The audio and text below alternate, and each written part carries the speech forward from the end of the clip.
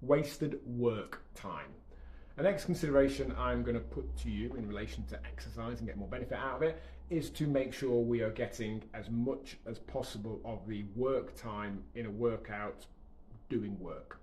Because if, let's say for example, a session is 1 minute on, 1 minute off, we want as much of that 1 minute on as possible to be exercise. Little rest in the middle are absolutely fine, but we really want to maximize the volume that we do in that time frame with the intensity we've already selected.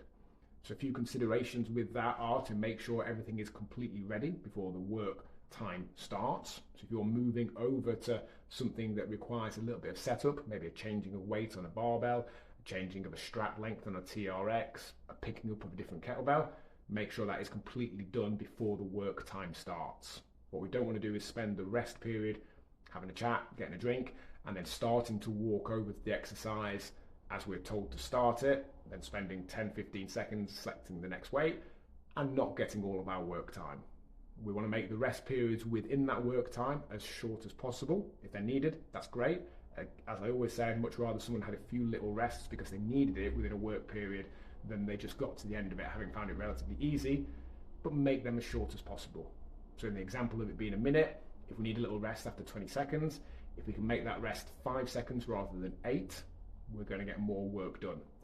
Ultimately, whatever the case, we want to make sure that we approach a volume of work in a way to get as much volume as we can in that time frame.